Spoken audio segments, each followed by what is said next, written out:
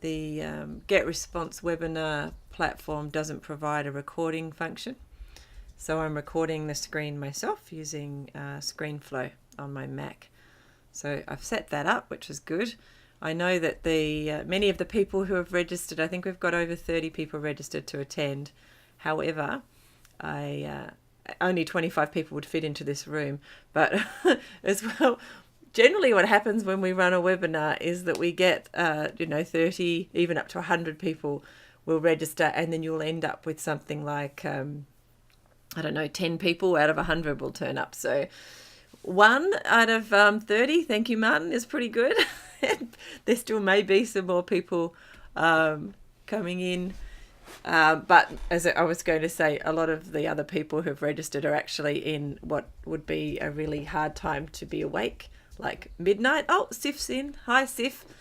Sif's obviously stayed up late because Sif is actually in somewhere. You're in Spain at the moment, Sif, or somewhere, or Italy, where it's probably 1 o'clock or maybe 1 o'clock in the morning or 11 o'clock the day before. I know, Martin, you're in Guatemala. So hello. Yes, you're in Spain. Merry Christmas, everyone. I hope you're having a lovely break at the moment. And it's 6 p.m., which is actually quite not a bad time at all, is it, Martin? So that's really good. I've also got the ability to allow you all to talk, which I will later if you have any questions. I'll put that up, but just to keep me on track, because I get easily distracted, as you may see. And this is the first webinar I've done in about 3 months. And I'm using different software, so it's all balls in the air at the same time. Oh, it's 1 a.m, Sif. Oh, thank you so much for staying awake. I feel really bad. If at any time you want to leave and go to bed, I will understand. And as I said a minute ago before you came on, I am actually recording it, so you won't miss anything. You can watch it at your leisure at a later date. But thank you so much for staying awake. I do appreciate it. But we've got Vanessa's joined us as well. Hello, Vanessa. It's really good of you. Good to see you here. But it's now 1 minute past, so I will get started so that we can just get through this webinar. It's a really fun one. At this time of year, so many of us are thinking forward to what's going to happen next year. So I find it a really exciting time of year. I know most people do, because no matter what's happened in 2015, it's pretty much past history now, and 2016 is just full of amazing new things that none of us are even can imagine yet, which is one of the reasons why I'm even running this webinar, is because it even will put my mind and Simon's mind into focusing on the year ahead and working out what it is we want to get from it. Because if we don't spend at least some time doing that, the reality is, we'll probably be exactly where you are right now in a year's time. So we don't want that necessarily. Most of us want to have a few more steps in a positive direction that we want to aim towards our goals. So this is why I love this time of year, because it feels like a whole renewing sort of, you can celebrate your successes that you've had in 2015, but really look forward to the unknown and the exciting things that are coming in the coming year in 2016. So most of you have some idea of who I am, but just in case you don't know, my name is Michelle Frost. I'm from Australia. In fact, I'm from a little island off the bottom of Australia called Tasmania, and I've been online since 2002, doing some sort of running some sort of business online since then. And I've also been coaching and teaching small business how to improve their business online as well since about 2008. So I've been doing this kind of thing for quite a few years. Mostly in the past I've done real workshops where we stand in front of people, but in the last few years we've done quite a few webinars as well. So this is new software though, as I was explaining earlier, using Get Response. So if you're enjoying it, might be something that you want to do in the future, then I would suggest that you go and have a play with it. This is the first one that I've done using Get Response, and so far it seems to be quite good. I'm also recording it using the recording software, my screen recording software, sitting in the background as well. So if any of you do need to go, don't worry, I won't be offended. So let me go. So Simon's just telling me to wind it up and move on, which is not unusual. So the other small thing I wanted to tell you about us is that using our online income, we have just come back from 18 months of traveling around the world with 3 of our children, and we could do that because we had a digital income. So we still had clients who came with us virtually, if you like, and it was because of that we had the freedom basis to be able to do that. Now, which does lead me on to briefly, before we get right into the webinar, I just wanted to mention that from the 1st of February, with the fabulous Nat and Jody over at House Sitting World, we're running a challenge. And the challenge will start on the 1st of February and basically finishes on the 29th, which is a leap year this year, if you didn't know, this year coming. And the challenge is to help people literally create what we're calling a roaming income, or a freedom income, or a digital income, if you like. So an income where you can be anywhere in the world, whether you choose to be at home more or if you choose to travel, that's entirely up to you. The idea is that you would have more freedom because you'll have some sort of digital income, or you'll improve the current digital income that you already have. So we've developed quite an interesting and fun program, which will start on the 1st of February. So if you're interested in that, you can head over to Roaming Income. There will also be a bonus weekend for any of you who happen to be in Australia, because one of the bonuses is you can come and hang out with us on the Gold Coast in January as well, and get a bit of a kickstart into the challenge month, which happens in February. And then the other fantastic thing about this challenge is that it'll go for 6 months. So February will be something to do every day, and then for the following 5 months we will be staying in touch with you and helping you and supporting you through, so that by the end of 6 months you'll definitely be making more money online, and even you possibly be starting from scratch, and you will have created your product as well, so by the end of that. And Simon wanted me to mention that one of the carrots at the end of it is that we hope to have helped you create enough of an income that you can come and join us at a Caribbean cruise in, I think it's September. Yeah, but the details are over on Roaming Income. So there's all sorts of really cool things happening. So if you want to go and check that out, we'd love some feedback from you. All right, let's get on to this fantastic webinar about these fantastic things that we're going to talk about today, which is planning for your success in 2016. I will ask you if you want any questions, if you have any questions and things, you can put them in the chat too. Plus I'll open it up later so we can have more questions too. All right, what we're going to talk about today? Well, basically online marketing. That is what we'll be talking about. It's sort of a catchword for a lot of things these days. Most of you are here because you want to help plan your 2016, which will mean in order to do that, you need to get more people to your website in some way, or you'll need to create a website or whatever. It'll be around online marketing. You need to get more things happening in that direction. So we'll talk a little bit about online marketing and what that means, and how you can put into a plan a place that will improve your online marketing. We'll also be talking about the power of planning. So why is planning so important? And I guess many of the things we'll talk about will not just be important based on online marketing plan, but also important in any other kind of planning that you might choose to do in your life in order to get to a goal that you're aiming for. One of the things that most people realize once they dig even slightly into online marketing is it's actually content that's the really important part of online marketing. So it's what we're putting out onto the web. We'll get into quite a bit of detail into the content. We have a couple of strategies we want to share with you in that area. And then, of course, there's the social media strategy. And so that's taking that content of yours and putting it out onto social media. Again, we'll just touch a little bit on that.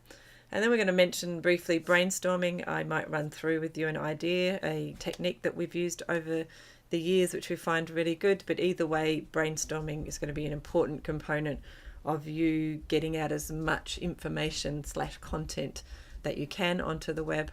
And then I'm going to share with you just a very simple spreadsheet that we use that we came across many years ago, and I'll send out a link to it later on with the copy of this recording.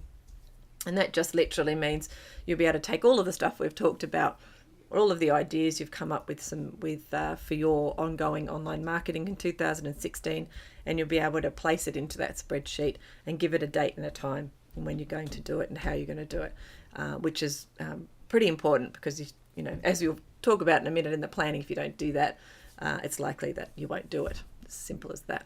So if you fail to plan, you plan to fail. And then we'll have some time for questions. All right. So hopefully that's clear as mud. We will move on. So online marketing, what is it? Now, I think most of you here are already pretty over what online marketing is, but it basically is taking your business to the online world and marketing it.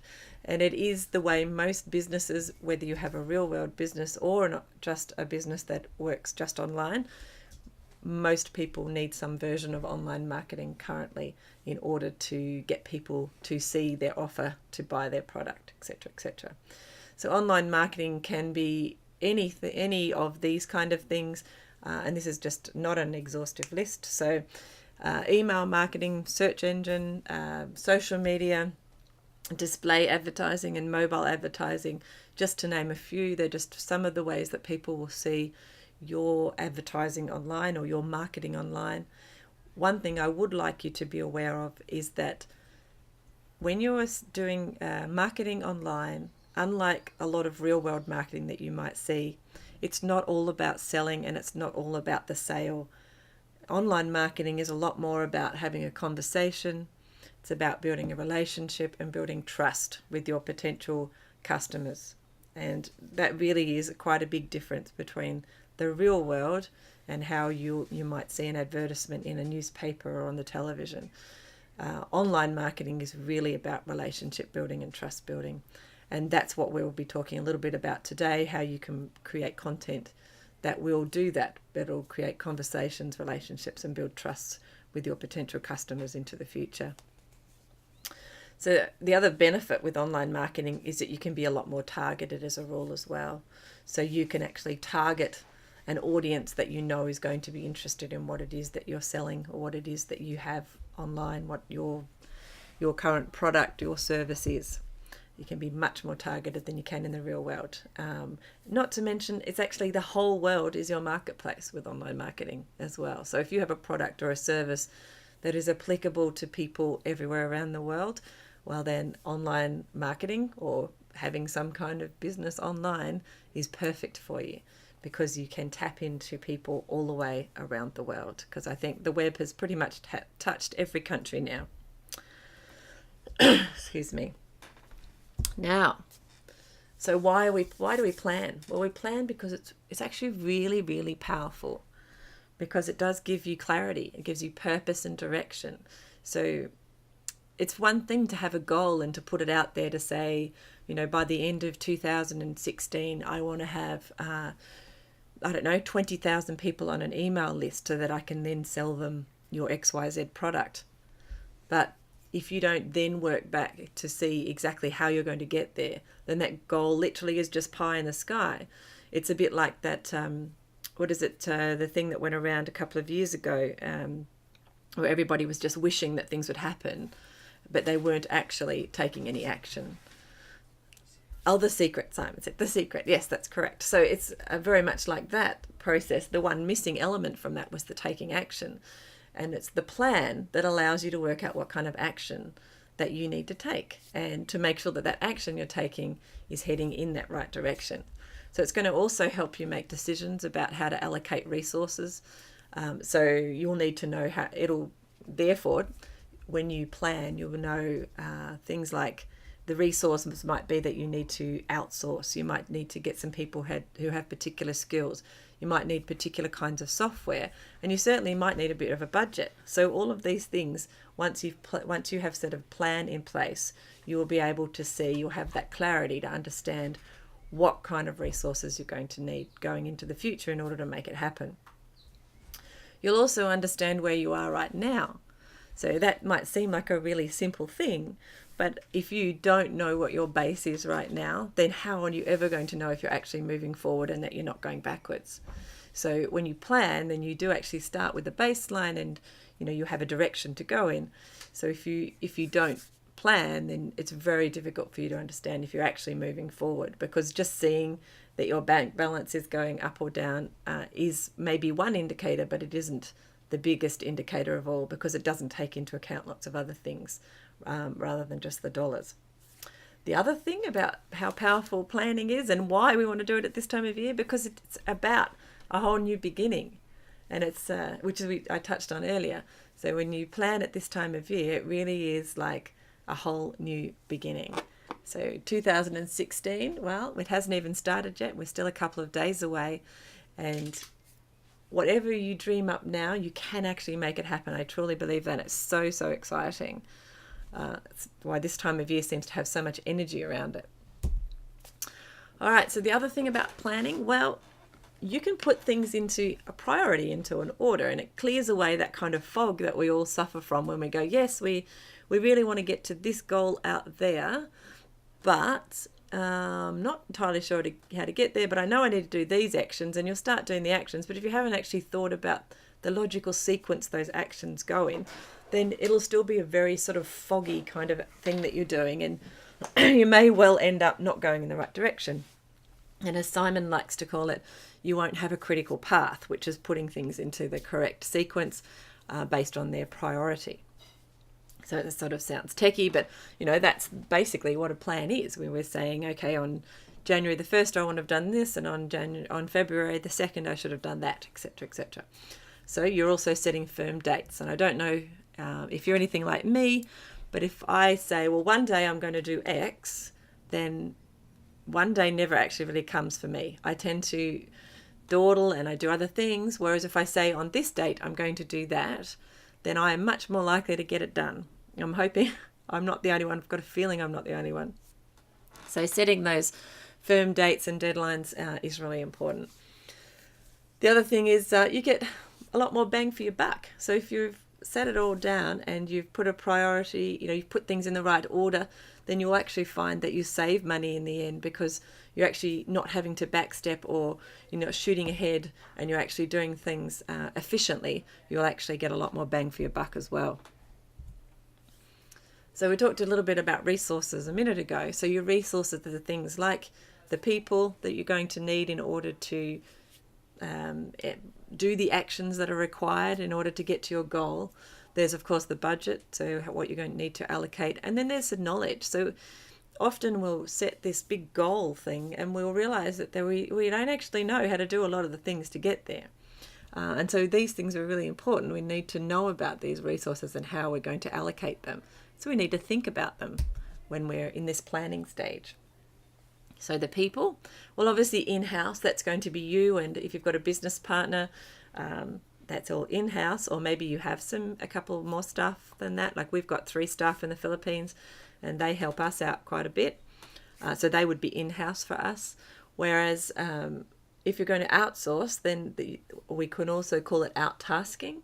So you can say, well, there's a particular skill over there that we need, and I don't really need someone full-time for that, but I can go and get someone to do a logo for me, or to do the website development or something like that, or to make the webinar work properly, or whatever. It could be anything, but understanding who those people are when you're looking at your resources is really important, and getting a list of those. And then, of course, we have your budget, which we've mentioned a couple of times already. So you can see how important planning is to your budget, because it's not just that pie in the sky thing. You can actually start allocating funds to hire that outsourcer. You can allocate, you're going to need X number of funds before you get to this process, because you'll need that particular piece of software, for example. So actually understanding how much money you're going to need in order to enact your final goal, and at what stage you'll need it, because often we'll say, okay, we want to be there in 12 months, but and then you work out how much money you need, but you might think you need it all at the beginning. But the reality is you can put it in place over the year, that you don't actually need the money for that particular software until halfway through the year, for example, because that's when you have to put that in place. Or you don't need to employ that outsourcer until, say, March or something, because that's when you need that particular task done. So understanding that and being able to put it into a spreadsheet, into a plan that goes out over 6 months or a year actually gives you power, if you like, empowerment over your budget, which is what many of us suffer from lack of, is not really understanding the budget. So being able to put that into a plan and allocate resources to it will give you a lot more power, a lot more empowerment over what's going on. And well, you'll be very happy because you'll be calm and you'll have clarity over what's going on. So knowledge was the last one in that list. And you may not believe this, but guess what? You don't know it all. And I certainly don't know the rest of it.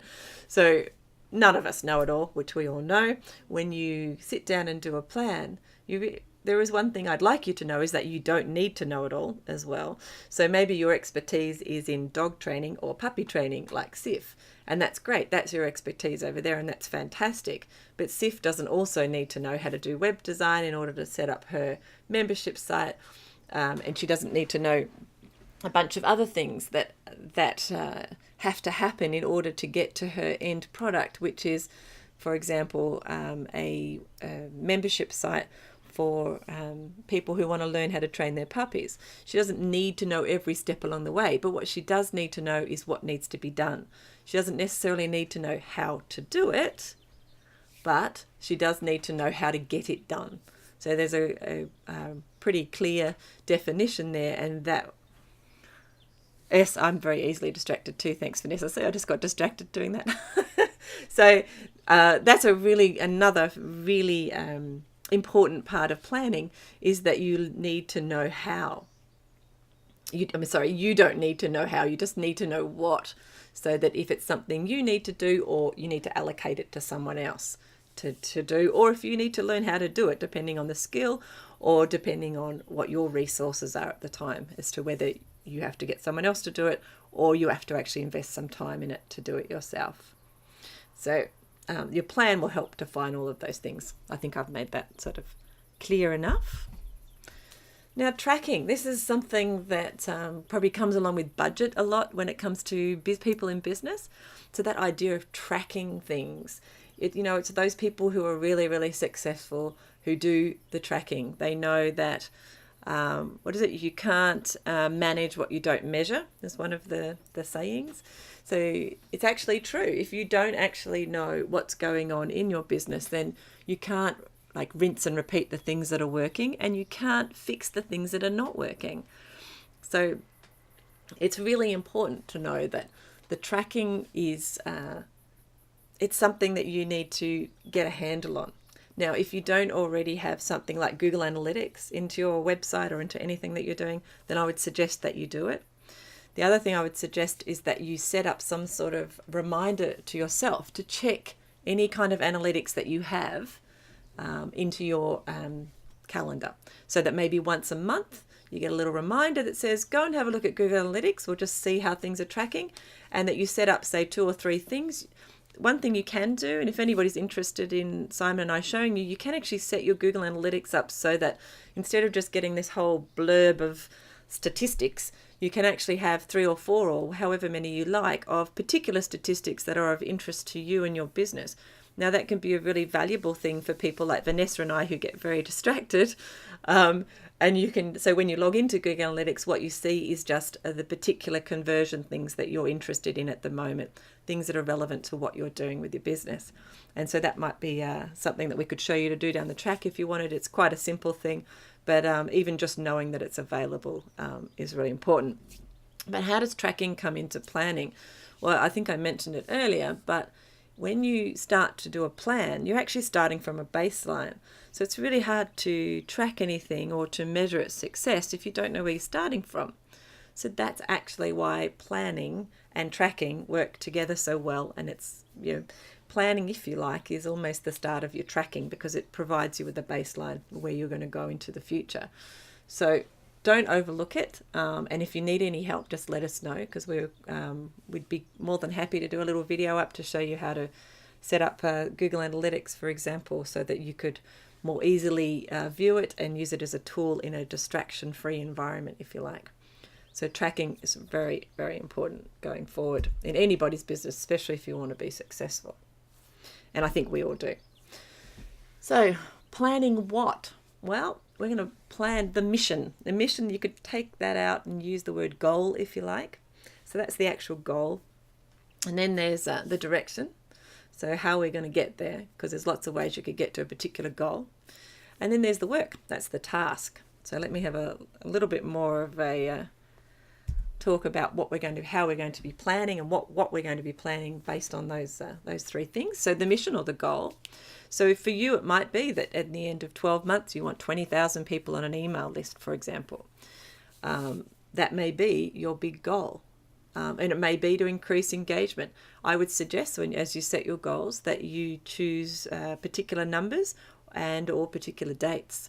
As we talked about before, if you have a date that you're going to do something by, that will make you much more focused on getting stuff done by that date. Not to mention the planning process. You'll be able to chop up the different tasks that you need and when they need to be done by based on whatever you've set out into the future as your goal. Okay, so that's sort of the mission, the goal. You need to understand that, and you need to spend a little bit of time thinking about what it is that you want. And it shouldn't be something airy-fairy like, I just want to get more people in my business. I just want to make more money. It could be, I want to make $10,000 a month by selling XYZ number of my product, etc., etc. But if you just said $10,000 a month, that makes it really difficult in order for you to achieve that, because you haven't got any real focus on how you think that might happen. Now, the direction. Now, this is something that we think is one of our secret weapons. This is what we've done quite a bit with some of our clients over the last couple of years, and that is using theming. So I probably will talk a little bit more about it shortly, but the theming means each month when you have worked out what it is you're going to be doing in regards to marketing online and what content you're going to be providing, that you provide it all around a theme, so that there's some sort of running thread that goes through everything you put up in a particular month. Or you might even have a theme for 3 months if you like. It's up to you and how the flow works for you. But many people will do it for a month. So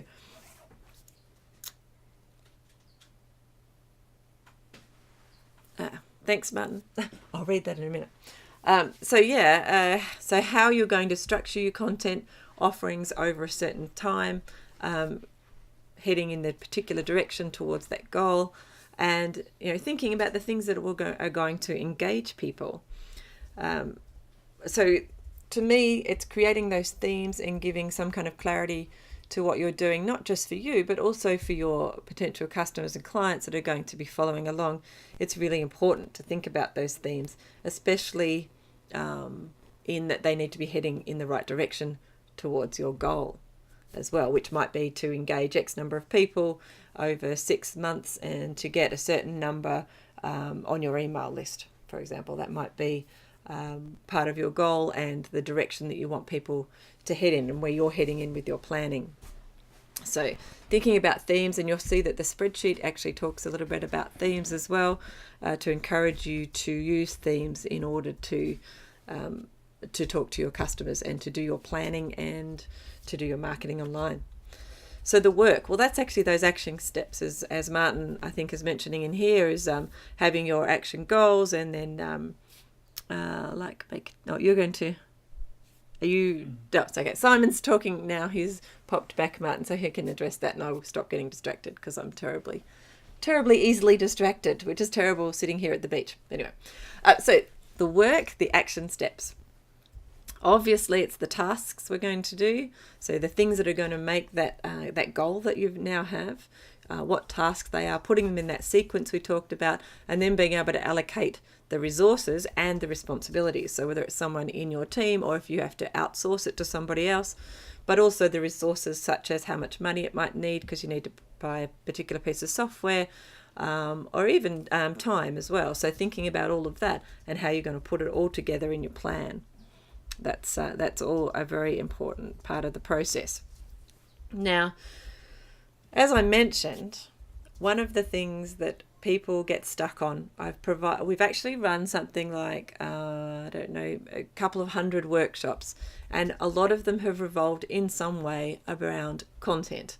And the content is the things that you see on the web. So it's the video, the audio, the articles, everything that you either listen to, watch, or read on the web. It's all content.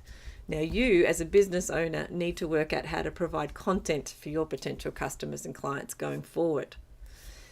When you're doing that, and when we're doing this planning phase, that's where people get stuck. So we often know that, yes, we want to get X number of people on an email list and we want to do it by then.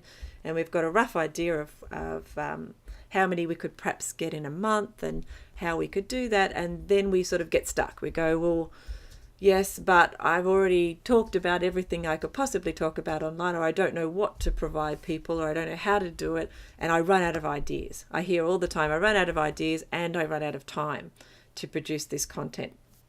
So starting from scratch, thinking a little bit about who your market is, and I know you would have heard this over and over again, but it is really important to keep it in mind. I even have a picture, or in my old office, had a little picture of who my ideal client was, which I'd cut out from a magazine, stuck it on the wall. She had a name, and that was it. And I already had written a whole story about who she was. So I knew who my market was at all times. I would suggest you do something like that, or find a way to stay in touch with who your market is, who your ideal client is. So when you understand them really well, you also know where they hang out. So you know which social media they like to hang out on. So you know where you are going to need to put the content that you create. So not only on your website, but also over in social media where your ideal client is going to hang out. You also need to, and I believe this is really important, again, I'm going to talk about this a little bit more in a minute, but having your own blog on your own website is actually really, really important. And again, I will talk about that again in a minute. But when you're talking about creating content, I would suggest that most of that content should start on your website, on your blog, or on pages where you're putting videos or something, but it needs to be on your website. Okay? And why do we need to provide all this content on the web? Well, because it creates a much bigger footprint for your business and for who you are. And we all know that Google these days really likes a wide website, so a website that is becoming an authority, if you like. And how do you do that? By creating lots of relevant content to, say, if you're puppy training, then your website would be full of pages about puppy training. Now, every time you do a blog post, for example, or put an article on your blog, that actually creates a whole new page on your website. It's not just a new sort of drop down on, doesn't just make your blog longer, which some people believe, but actually if your website's been set up correctly, and most are these days, if you do a new blog post, it actually creates a whole new page. So by the end of a year, if you do a new blog post or a new article on your website will have grown by 52 pages in a year. So if you can commit to doing one piece of content a month, then your website will grow and get wider by 52 pages. So just imagine if you'd done that in 2015. Your website will have grown considerably. And in fact, if you then did it in 2016, it'd be over 100 pages longer, or bigger. So these are the reasons why content is actually very important for you going forward, and why it's an important part of the planning and strategy that you do in order to make 2016 a much better year for you. So what kind of content? Well, if it's shareable, that would be really, really important. Why? Because if you're putting things out there and other people, what do I hear recently? If you're picking up what we're putting down, I think that was some kind of slang I heard recently, which I really like.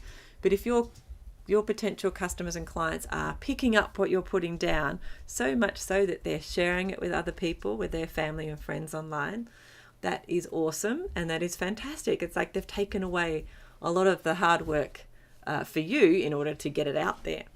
So what makes things shareable? What makes people want to do that for you? Well, if you make it funny, if you make it unbelievable, something that's deeply emotional, something that agrees with their worldview, something that makes them stop and think. All of this is quite logical kind of stuff, but also, something that isn't covered in mainstream media, something that sort of shocks them a little bit, maybe dramatic, maybe embarrassing, maybe provocative, all of those kind of things. Most of us understand how that works, and we can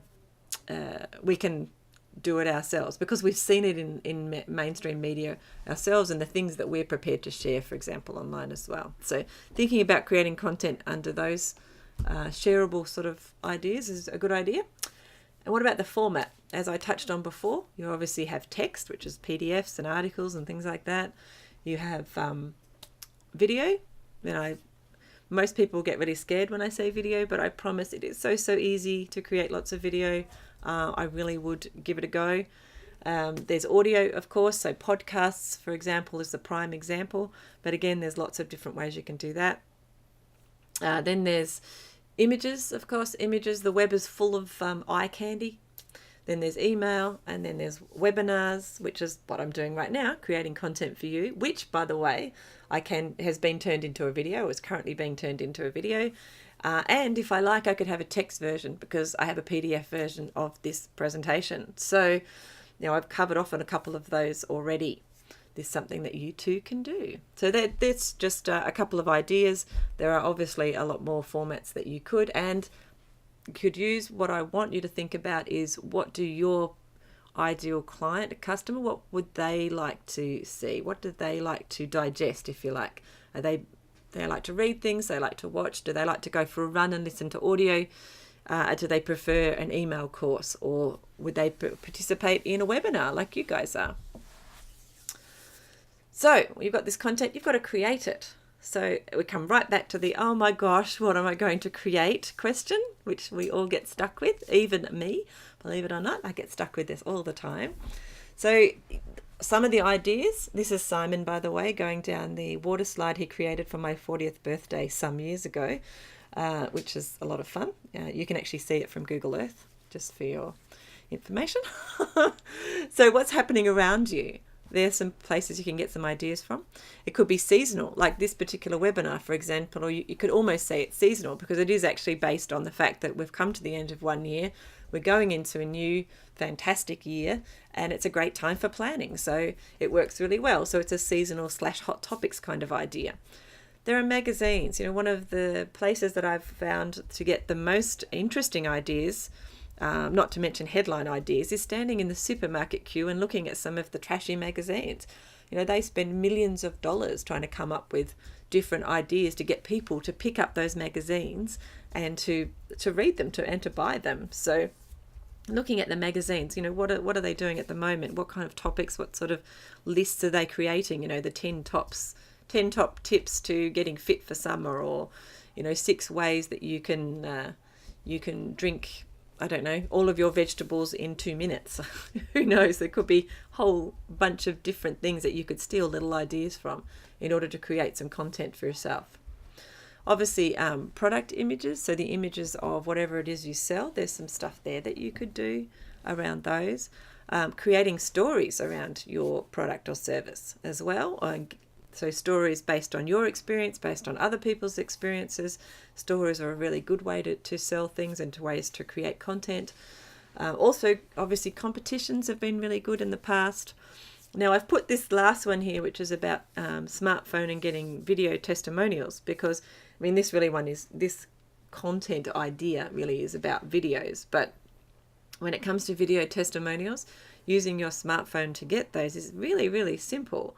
Now, I've done that quite a bit in the past with the couple of coaching programs I've done for the local government, where at the end of a particular coaching session, I've just got my phone out and used a couple of video programs. I think one's called Videolicious and there's another one called Animoto. And you can literally do a video really, really simply right there. And before I've got down their driveway in my car, it's already uploaded to YouTube. So it's quite simple and it's quite fast. So there are all kinds of things you can do there. Content creation does not have to be a really tough thing. It doesn't have to be, oh, I don't know what I'm going to do and I have got no ideas, because there are ideas everywhere. And the brainstorming part we'll get to shortly will, again, hopefully give you a few ideas when it comes to creating content. The other thing you can do is steal it. Now, I love saying that because it sounds really naughty, but actually it's not naughty, because what you're going to do is, we call it curation. And not only can you do this, we would advise that you do this, because everything that comes from you should not necessarily just be from you. So everything that people see coming out of your channel, if you like, if it's only from you, then people are like, well, I'm getting a bit bored now and this is all, and okay, whatever. Whereas if you are also curating content from the rest of the web where people who are experts in your particular topic are putting things out, then suddenly you get a little, it sort of rubs off. So if this expert over here has provided a great article on XYZ and you're sharing it and you're adding your little bit of comment to why you like this article or possibly don't like this article, then suddenly you're looking like the one-stop shop, if you like, for everything about this topic. And the expertise of this other person rubs on you a little bit as well. So we would highly recommend that you put some form of curation into your content that you put out in your channel on a regular basis, as in even every day, but certainly a few times a week at least, because then that it sort of builds up who you are and gives your clients, your customers, a much better, fuller, rounder idea of who you are as a business and as a person. How can you do that easily? Well, there's software like Flipboard and Feedly, which software on your apps on your iPads and your iPhones, and they allow you to create a little magazine full of the information that you're interested in. So they go and look at the web and they put down RSS feeds and they provide it in a really nice magazine kind of format. So you can flick through it once a day or every couple of days if you like, and then you can use things like Buffer app or Hootsuite to very simply, in about 3 or 4 clicks, share it across all of your social media. And that's as easy as it is. So really, really easy. And again, I'll put those links in the page that I'm going to do up, which will have the copy of the spreadsheet and this video in it for you, so that you can go and have a look and play with that if you haven't used them already. It's certainly very easy to use and well worth doing.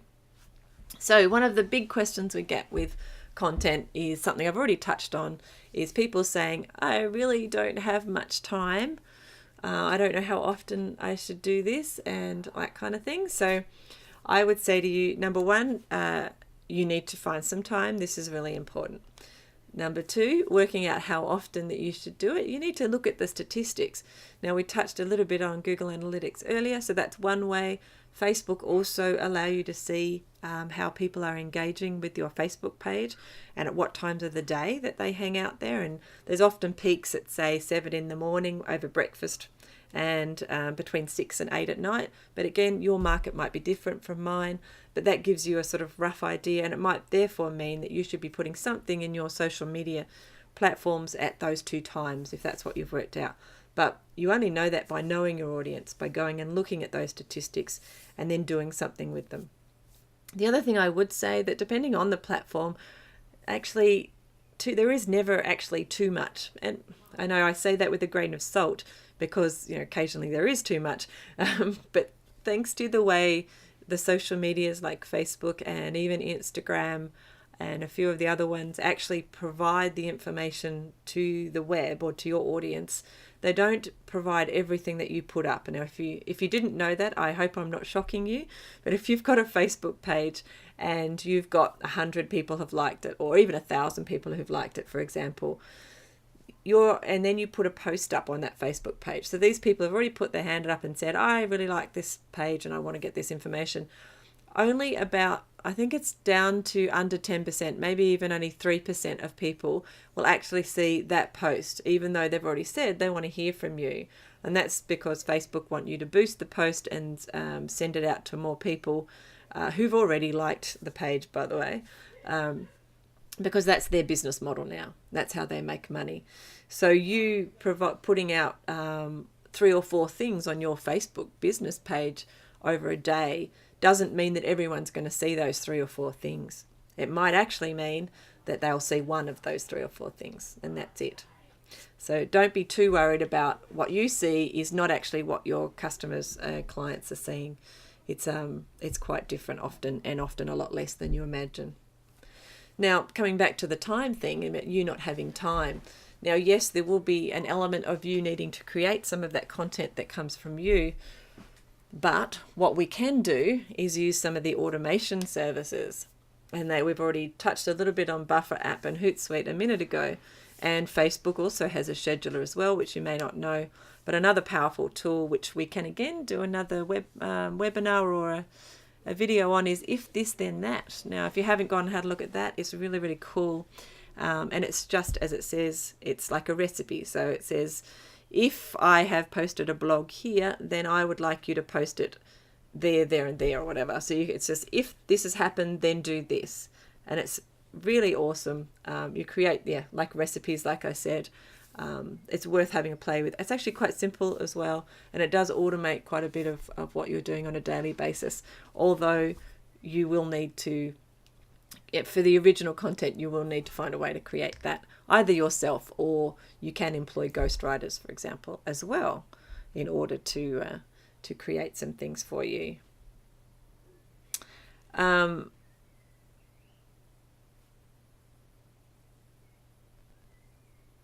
other thing I did want to say on this page, which I almost forgot, is we've just been talking about you creating your own content and how that is time consuming.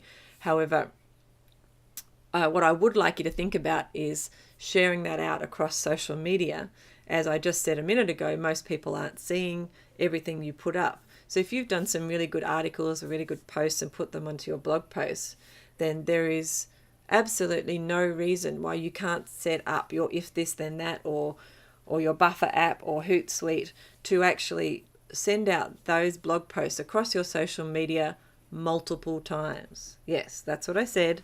So most people will write a blog post and then they'll share it across their social media, and that's it. They won't share it again because they think, well, everybody's seen it. The reality is everybody has not seen it, more than likely. And if you think the information that you've put up there is so valuable, then why not reshare it again, say a week later or whenever, so that people will then, people who didn't get to see it the first time have a second chance at seeing it, or a third chance, or a fourth chance. Now, I know a couple of my friends in the online marketing space now have like a 3-month rotating thing where they've got a whole bunch of content that they've put up, which we call evergreen, which is relevant for the whole year. So it's not just based on seasonal or anything like that, but it's actually relevant for the whole year.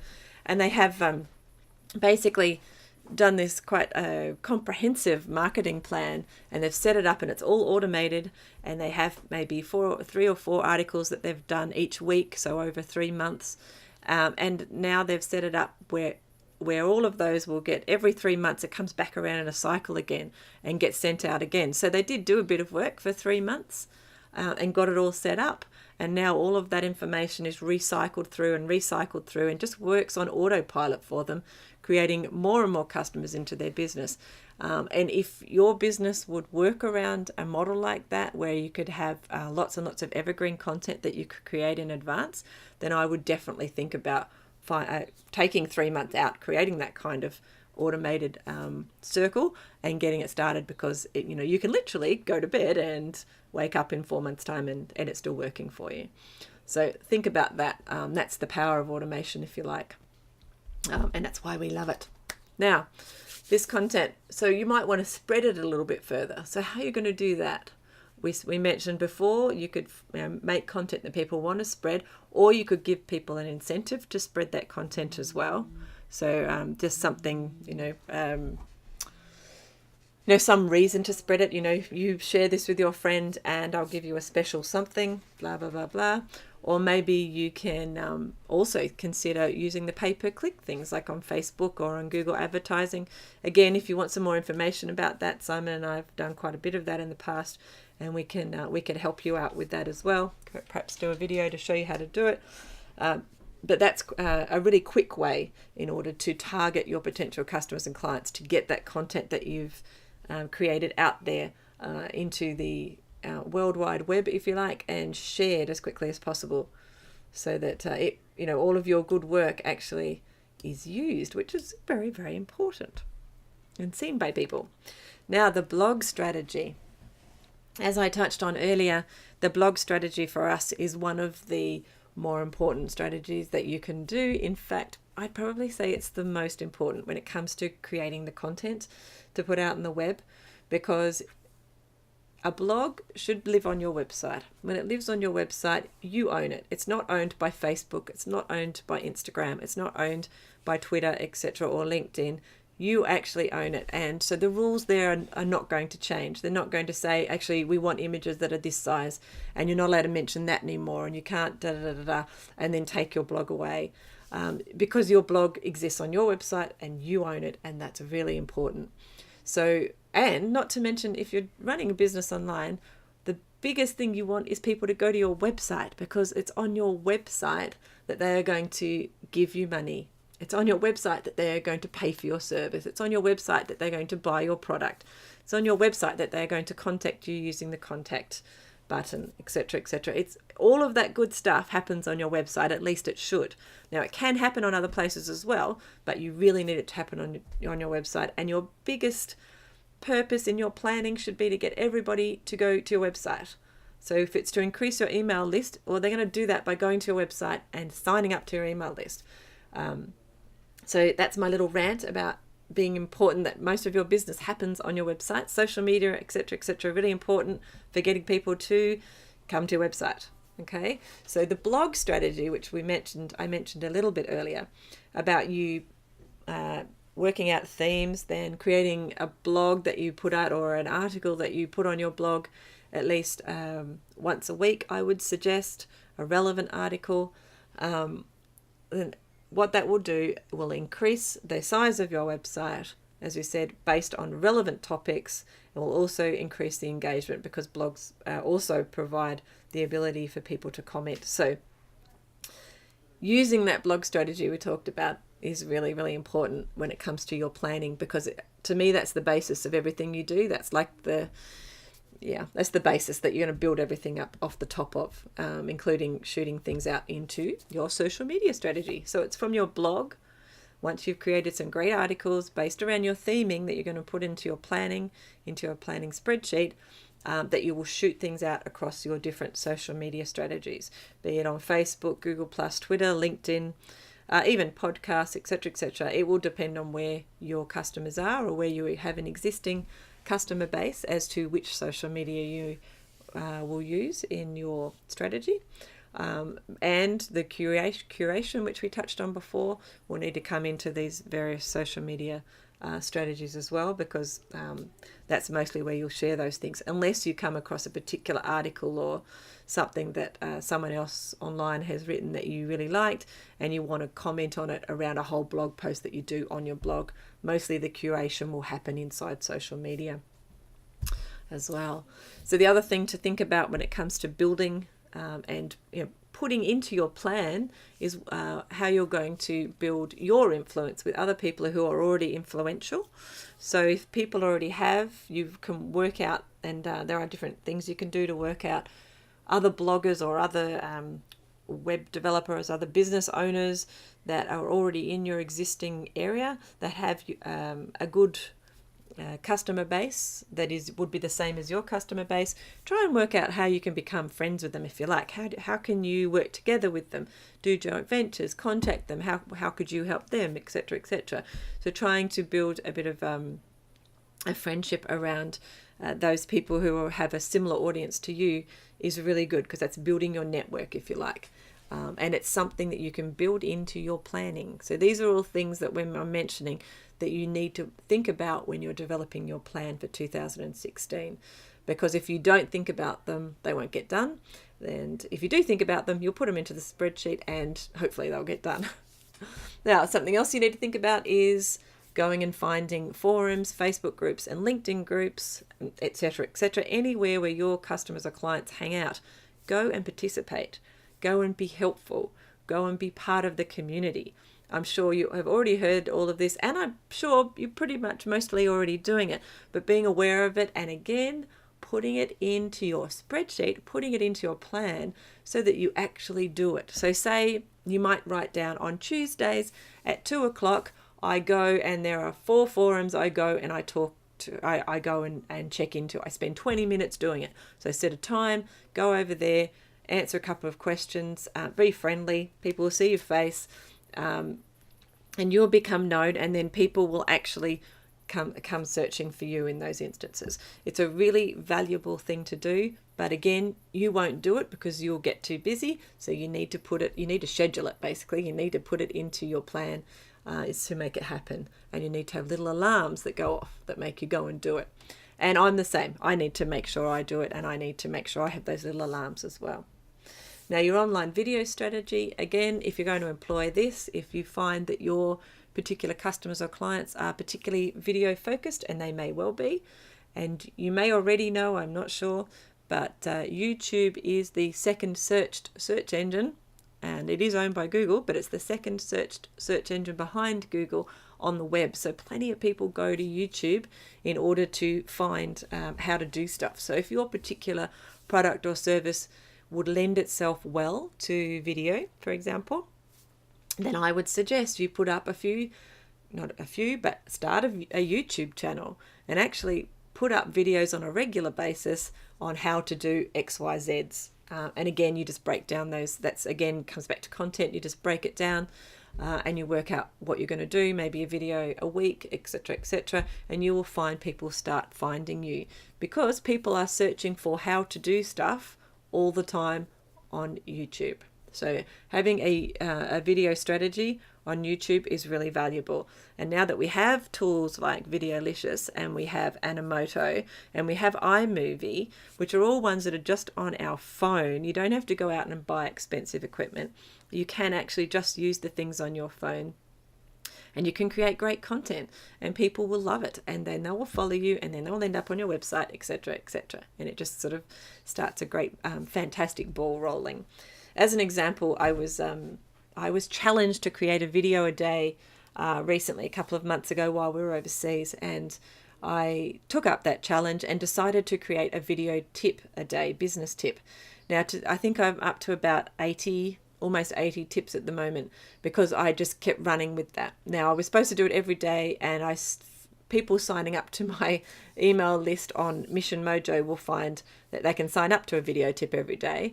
And I think it goes up at the moment to maybe 77 videos or something. So I need to get back into it. But it was actually very easy to start doing just a couple of minutes of video every day, and to do it on my iPhone using iMovie. And I would just do the video. I had the in and the out already set up, and I could just hit send, and it was on YouTube very quickly. And then before I know it, I'd had my staff member put it on my website and put it up into my email list. So it's actually very, very easy, and it's processes that you could put in place that don't have to take a lot of time, and you don't have to be particularly technically savvy, because frankly, I'm not. And I'm sure you're probably more technically savvy than I, and I find video really easy compared to some of the other things that you could be doing. So think about it, especially if it could be really relevant to your audience. Now, photo sharing. So this is the eye candy. What I want to say about photo sharing and content and putting it into your planning spreadsheet is don't overlook it. Photos are everywhere on the web. Photos draw people's attention. They are the eye candy of the web, if you like. For me, there are a bunch of free places you can go to get images, which is fine. I can put a couple of those up in the resources page for this webinar as well. But my big suggestion for you is to take as many photos as you can with your smartphone. And most of us have a smartphone. The photos they take are actually quite good. So take as many photos as you can, because you will need it on your blog. You might have an Instagram account or a Pinterest. Facebook looks great with images, even LinkedIn and obviously Flickr. These are all different places that you can even start your own little group where people will follow you around, like they do on Pinterest and Instagram and Flickr. But you will find that everywhere on the web, when you are creating your content, you will need images. So the best way, I think, is to start taking pictures yourself. Okay, so there could be pictures just of a really busy street that could be relevant for a blog post that you do. There could be pictures of a cup of coffee sitting at, when you're at a cafe, a cool cafe somewhere. It could be a beach picture. It depends on what your audience is. It depends on what you do. It could be pictures of your product, for example. But just think about it. I would highly suggest that you take lots of photos yourself, and that you put them in a way that you can search through them. But also there are a bunch of free places you can get them. So think about the photos and what you're going to do with them and how they will fit in. But it doesn't really matter what your particular business is. Photos will be important everywhere you go when it comes to creating the content. So think about that. That's one of the reasons I put this particular slide in, so that you think about taking photos. Okay, Martin, thank you very much. I will send some of this stuff through for you. All right, so bye, Martin. All right, mind you, guys, we haven't got that much longer, so thank you for sticking with me. Now, the SlideShare is another website that many people overlook. Don't overlook it. If you're into doing presentations like I am, like this one, I can now take this presentation and put it into SlideShare.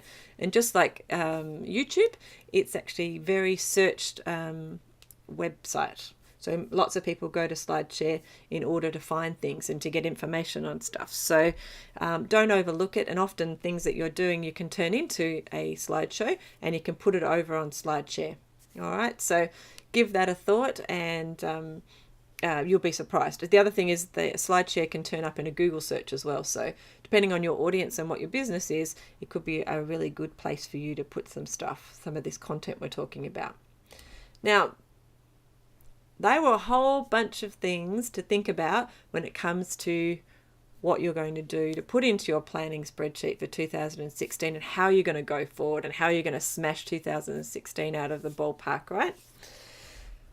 What you need to do, if you're still thinking, I have no idea what I'm going to create in these fabulous videos and these great blog posts and these, what photos I just don't know.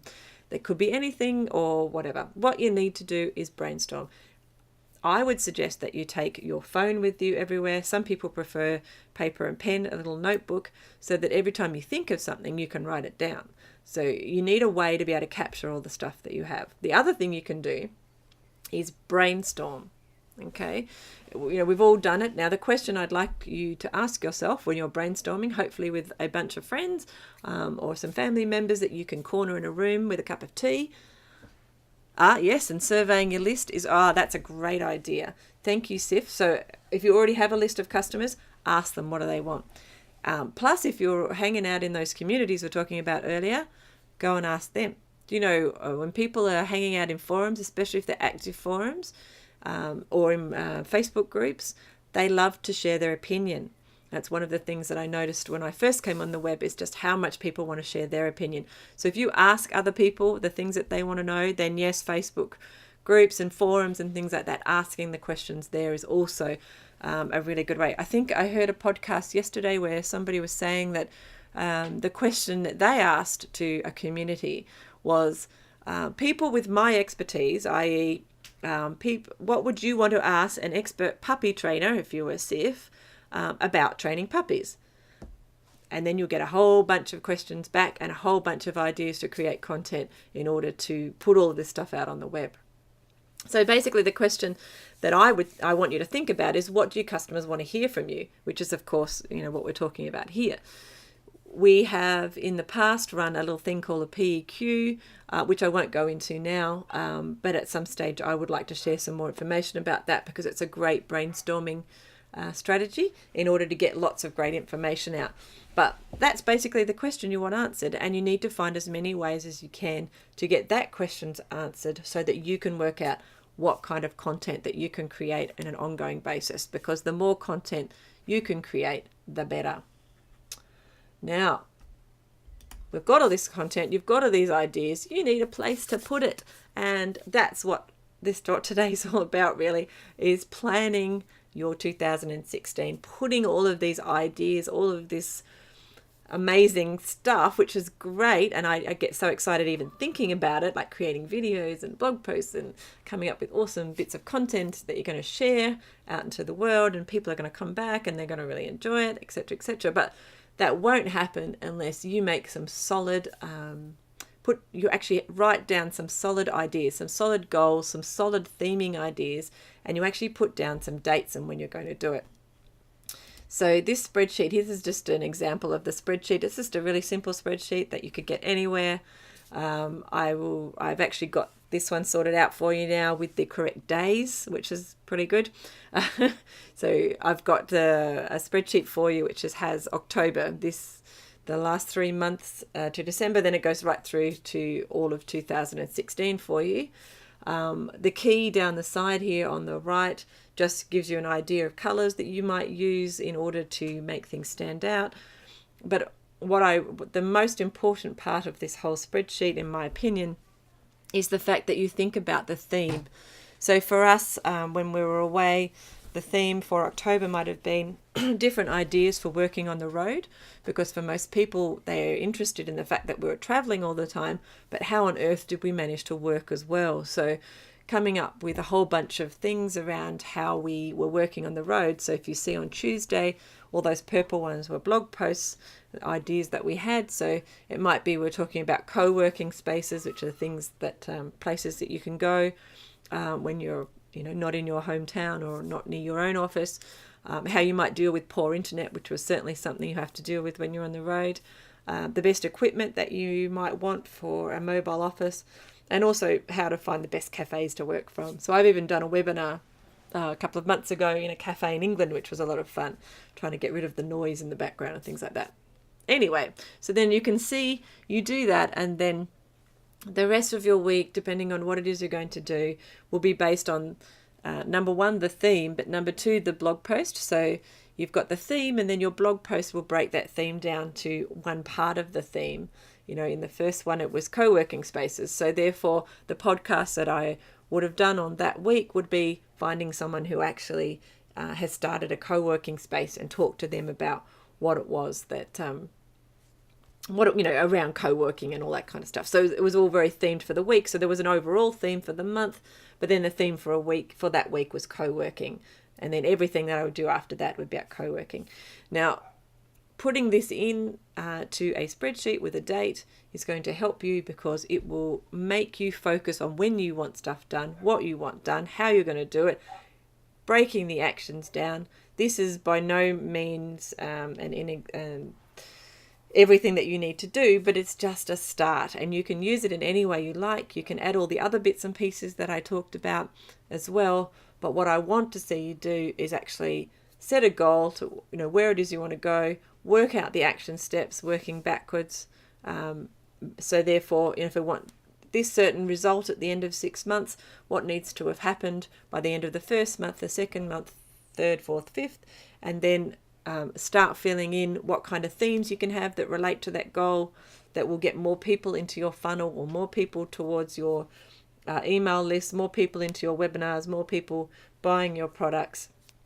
You just need to put all of that stuff from your head and onto a spreadsheet, so that with dates that are applicable. And then my next suggestion, and which I need to do for myself, is to take it from here and I put it into my everyday calendar with little alarms. So I have alarms that go off all the time that say, I should have found an expert for XYZ by now. I should have da-da-da-da-da. Now, my super tip for you would probably be that once you've done this, you could actually get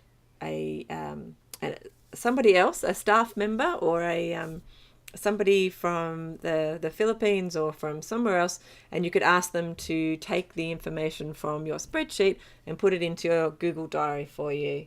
That would be a really good time-saving thing for you to do, because it can take a bit of time otherwise. Now, I hope that's helped. I know it's a bit messy perhaps, but the basic ideas I'd really, really want you to go away with is that you need to think about themes, and you need to provide a bunch of content around themes, and you should theme for at least a month at a time, that you should have a goal that's set out 6 months or whatever, and that you need to set the action steps working backwards, and then you use that information in order to work out what to put into your spreadsheet, so that you actually are making sure you have days and times that you will be doing certain things. And I'm not joking when I say that you should put in something like every Tuesday at 2, I will go and spend half an hour talking across these 3 Facebook groups. And on Friday at 6 p.m, I will go and reply to comments that were made on these blogs that you've worked out are ones that have a lot of activity. If you set those sort of things up and you actually turn up on those days, then you will find you get a lot of feedback from it, and you will get people trying to find you rather than you always trying to get people into your website. People will actually be looking for you, which is what you want. All right, now, does anybody have any questions about all of that? And are you all very excited about going out and planning? Now, we have, I think, 30 odd people registered for this workshop. And I think we've had maybe 4 or 5 turn up over the actual webinar. But I know that most of the people, like Sif, it's a really horrible time to be up. So I do thank you very much for being here, those who have, and everyone else. I hope you really enjoy the recording when you listen to it later. And if you do have any questions, let me know. I have just turned on the Q&A. If you want to, you can put your hand up and you can actually talk to me, which is like really cool. Or you can type it into the chat. That's up to you. So if you have any questions, let me know. And everybody who's listening to the recording, if you have any questions, again, just send them to me. And we'll ask them, we'll answer them. Okay, Sif, over to you.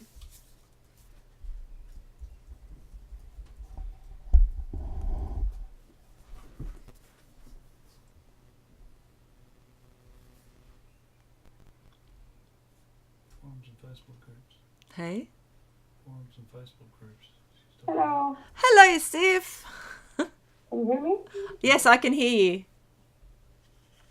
Hold on. Hey! Can you hear me?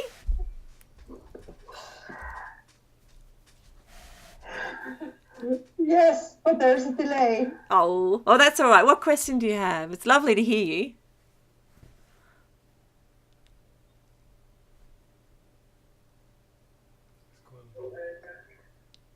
I wanted to ask a question about goal setting. Like, what kind of strategies do you have for setting goals?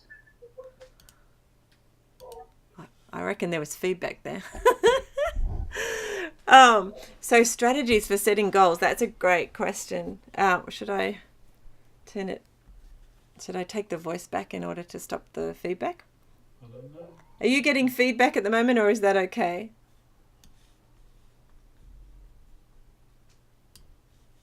It's gone by now. Yes, I can hear you. Okay.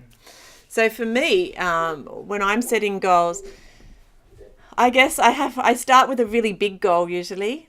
I go, well, I need to get 20,000 people in this email list. When I talk to Simon about it, he will say, here is the modeling of the business, and we want X number of dollars by the end of whenever. And we work back from that, and we work out based on the modeling program that he uses.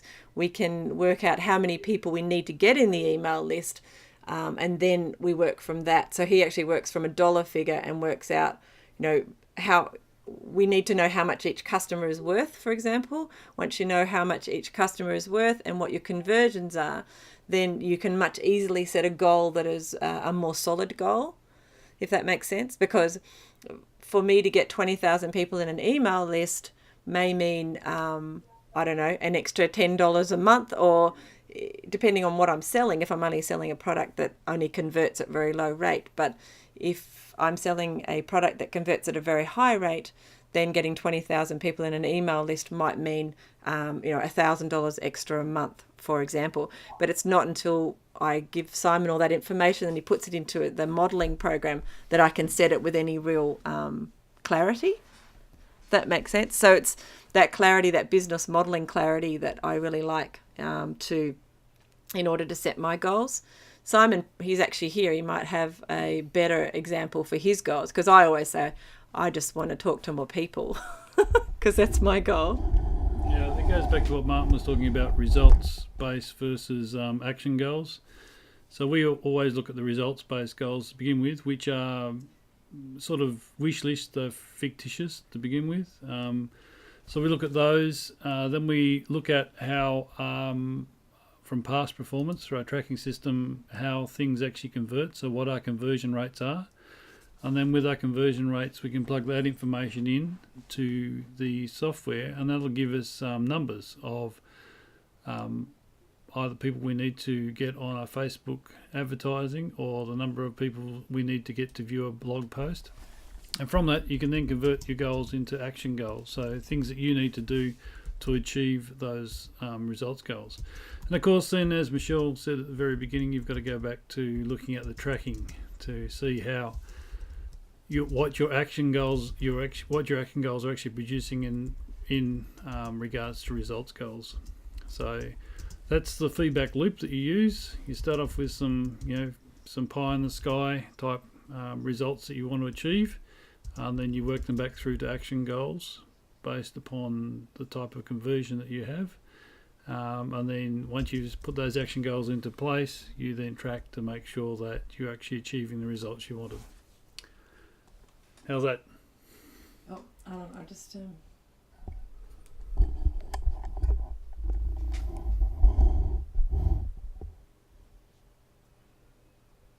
Siv's mostly been using it within the WordPress dashboard. The Google Analytics within WordPress, yeah.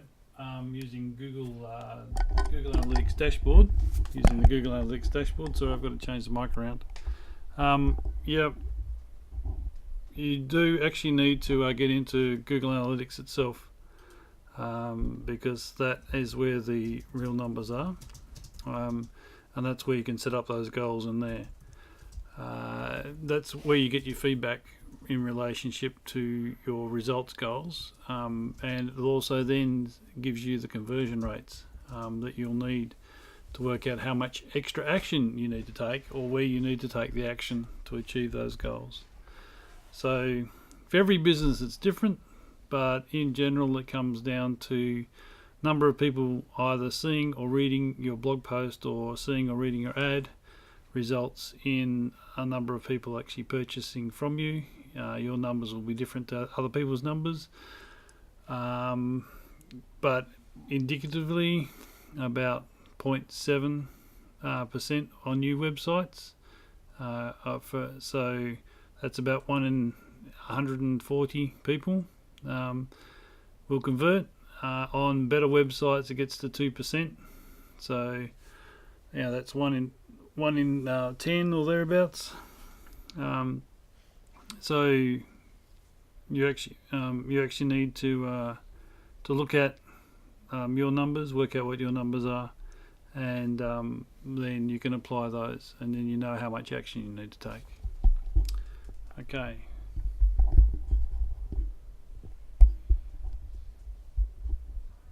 Hopefully you didn't make too much noise. Yeah. Well, that's probably going to be technical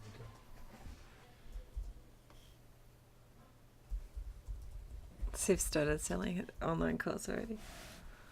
That's awesome, Siv. That's fantastic. All right. Hopefully Simon's comprehensive answer has helped you and helped everyone else who had a similar question. Now, just before I go, I thought I would again remind anyone who's interested in joining the challenge with us on the 1st of February, which will go for the entire month of February, 29 days, where we will touch base with you and have lots of activities and webinars and really cool things happening between the four of us over those 29 days. Thankfully, it's a leap year, so we can have 29 days. Got that extra day in February to get things happening. And that's going to kickstart everybody into creating their own digital product and starting to really make a headway online in 2016. Then after that, the following 5 months, we are going to be doing things every month with you and holding your hand, if you like, for when the things start to get a bit sticky. Because what often happens is we get very excited and motivated at the beginning of a challenge like this. And we even make a bit of headway, especially when we are talking to you every day. But then the following 5 months, the wheels start to fall off often because there'll be something that you can't do or something just becomes too hard. Now, what's going to happen is that in that following 5 months, you'll have the use of myself, Simon, and Jody and Nat from House Sitting World to help you get over all of those bumps that I guarantee will happen after that initial exciting first month. So we're actually basically guaranteeing you that if you hold with us for that entire 6 months time, you will end up with a successful digital product that is making you money. Not only that, but at the end of it, you will be invited to come along to a Caribbean cruise, because we think that you will be making more than enough money in order to come along with us in September, so that we can celebrate your success, and that you will now have a roaming income of your very own that you can do whatever you like with, including coming to the Caribbean and hanging out with us for, I don't know, I think a week or so we were talking about doing it. So we're very excited about it. If you have any questions, let me know. And if you are in Australia, just by signing up in the next few days, you will be able to hang out with us and get a kickstart, if you like, into this program on the Gold Coast, which is, we're very excited. We can't wait to go. And this is just a bonus for people signing up. There is a couple more bonuses, too many to mention actually, just here. So if you're interested, go and check it out at roamingincome.com, because we would love to see you. The early bird does actually close in 2 days. So if you want to make the most of that, then I would head over there right now. Otherwise, I'd like to say thank you so much for watching this replay, if you're watching the replay, and thank you so much for those who have attended today. It's been lovely to see you, and I wish you all a very happy and amazingly successful and awesome 2016. I am very excited about it, as you can probably hear from my voice. It's going to be an amazing year. So thank you so much for being here. And if you want any more information, you can head over to mission-mojo.com, or to go over to roamingincome.com, and you'll be able to find me in both of those places. Thank you. Bye-bye.